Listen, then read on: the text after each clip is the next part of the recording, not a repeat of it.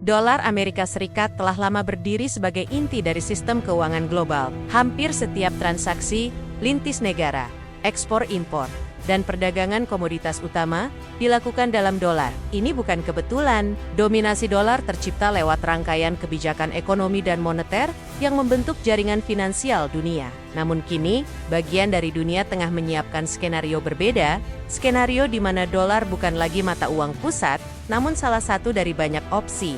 Di tengah itu, BRICS adalah nama yang sering muncul sebagai aktor utama bersama sekutu dekutiannya yang mengeksplorasi sistem baru. Langkah BRICS dalam mengurangi ketergantungan pada dolar, atau yang dikenal sebagai dedolarisasi, adalah inti perubahan ini. Dalam artikel yang menelaah fenomena ini, disebut bahwa BRICS dan negara sekutunya sedang menata ulang aliran perdagangan, instrumen pembayaran, serta kedaulatan finansial mereka. Perubahan ini bukanlah sebatas retorika. Mereka telah mengembangkan infrastruktur pembayaran, menguatkan kerjasama mata uang lokal, dan berdiskusi aktif tentang mata uang bersama. Sebuah riset menyebutkan bahwa inklusinya bisa memengaruhi permintaan global terhadap dolar, dan bahkan daya tarik obligasi Amerika Serikat.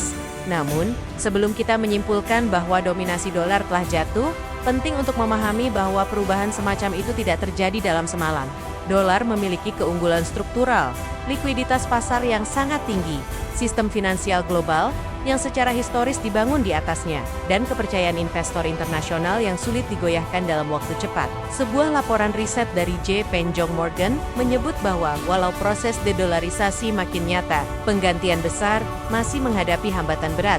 Apa yang sedang berlangsung adalah perpindahan perlahan, bukan penghapusan langsung, dari sistem tunggal berbasis dolar menuju sistem multipolar finansial. Dalam kerangka itu, BRICS memegang peran strategis. Mereka telah memperluas keanggotaannya, memperkuat platform pembayaran alternatif seperti skema BRICS Pay, dan memperkuat kerjasama mata uang lokal antar mereka.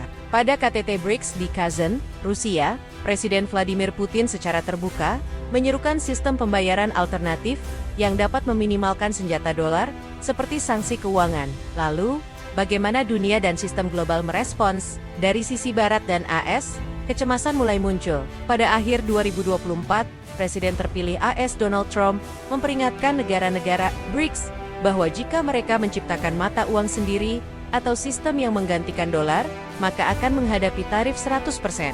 Ini menunjukkan bahwa meskipun perubahan itu belum lengkap, pihak yang memiliki kepentingan atas sistem lama memperhatikan dengan serius. Bagi negara-negara berkembang, seperti Indonesia, fenomena ini adalah sinyal bahwa lanskap keuangan global sedang bergeser. Negara yang terbiasa mengoperasikan cadangan devisa dalam dolar, bertransaksi ekspor-impor dalam dolar, kini harus mempertimbangkan kemungkinan bahwa pilihan di masa depan bisa berbeda. Jika sistem dominan satu mata uang terganggu, maka risiko yang muncul bisa berupa volatilitas nilai tukar, kenaikan biaya transaksi, dan ketidakpastian di pasar eksternal. Skenario alternatif yang digagas oleh BRICS mencakup beberapa komponen. Pertama, penggunaan mata uang lokal dalam perdagangan antar anggota dan mitra. Beberapa anggota telah mempraktikkan ini, misalnya Rusia dan Cina dalam perdagangan bilateralnya.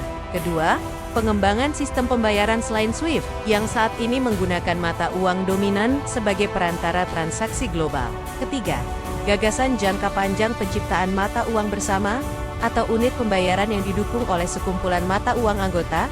Meskipun ini masih dalam tahap eksplorasi, meski demikian, internal pada BRICS menunjukkan keragaman dan ketidakseragaman dalam langkah. India misalnya, secara publik menegaskan bahwa dedolarisasi tidak menjadi agenda finansialnya saat ini, melainkan fokus pada perdagangan mata uang lokal. Ini menunjukkan bahwa meskipun blok ini memiliki visi bersama, praktik dan kecepatan langkahnya berbeda. Dari perspektif ekonomi global, jika permintaan terhadap dolar menurun karena pengurangan penggunaannya dalam perdagangan global atau transaksi cadangan devisa, maka beberapa efek jangka panjang bisa muncul.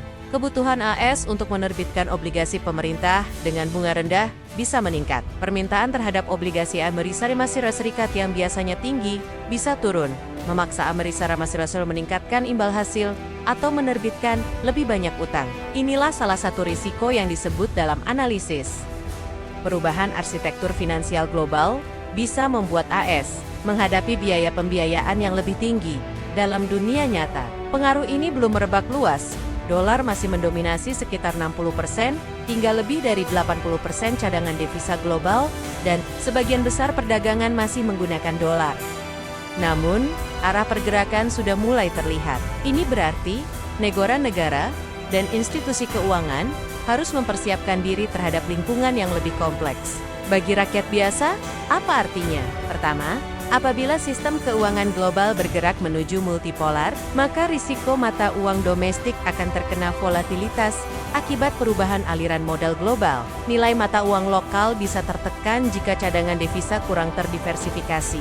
Kedua, biaya transaksi lintas negara bisa berubah. Bagi pelaku bisnis eksperimen, penggunaan mata uang lokal berarti aturan baru, infrastruktur pembayaran baru, dan kemungkinan biaya adaptasi awal. Ketiga, dari sudut makroekonomi nasional, kebijakan moneter dan fiskal harus semakin fleksibel. Negara-negara perlu mempertimbangkan cadangan alternatif, memperkuat kerangka regulasi, dan beradaptasi dengan pola perdagangan yang berubah. Indonesia berada di salah satu posisi penting sebagai ekonomi besar di Asia Tenggara, negara pengimpor energi yang besar, dan bagian dari jaringan perdagangan global yang luas. Jika sistem dominan berubah, maka Indonesia bisa menjadi penerima dampak baik tantangan maupun peluang. Tantangan, adaptasi terhadap sistem pembayaran baru, pengelolaan cadangan devisa yang era dolar mulai tergerus. Peluang, kesempatan untuk menjadi bagian dari sistem keuangan baru yang lebih inklusif dan berdiri di luar dominasi satu mata uang. Dalam rangka itu, pemerintah dan lembaga keuangan harus bersiap memperkuat hubungan bilateral dengan mitra dagang, memperluas penggunaan mata uang lokal dalam perdagangan, mengeksplorasi teknologi pembayaran digital antar negara, dan meningkatkan kerjasama regional seperti ASEAN dan jalur pengembangan alternatif keuangan global. Tentu saja, perubahan semacam ini penuh tantangan. Infrastruktur keuangan lama yang sangat mapan, kepercayaan pasar yang dibangun selama puluhan tahun, serta regulasi dan sistem legal yang berbeda antar negara. Sebuah makalah riset menyebut bahwa penggunaan mata uang lokal dalam pembayaran lintas negara masih disincentivized atau mengalami hambatan besar karena biaya transaksi tinggi dan kurangnya interoperabilitas. Akhirnya, yang kita saksikan saat ini bukanlah hari-hari di mana dolar runtuh, tetapi fase transisi menuju sistem yang lebih beragam dan multipolar. Dunia tanpa dolar tunggal bisa jadi bukan esok hari, tetapi langkah-langkah kecil pengalihan perdagangan mata uang lokal, pengembangan sistem pembayaran alternatif, diversifikasi cadangan semakin nyata. Untuk penonton, penting untuk memahami bahwa masa depan finansial global bukan hanya soal mata uang besar, tapi juga soal bagaimana negara, bisnis, dan individu mampu beradaptasi. Ketahanan ekonomi nasional, diversifikasi cadangan devisa, fleksibilitas regulasi, dan kesiapan teknologi keuangan akan menjadi kunci dalam era ini. Inilah Menggopa dunia tanpa dolar, bukan sekadar pertanyaan retoris, melainkan pertanyaan yang harus kita jawab bersama. BRICS dan sekutu-sekutunya sedang mengatur langkah besar, dan dunia tidak bisa tinggal diam. Karena ketika meja global mulai diputar ulang, maka persiapan kita menentukan bukan hanya siapa yang mengikuti, tetapi siapa yang bisa memimpin di era baru.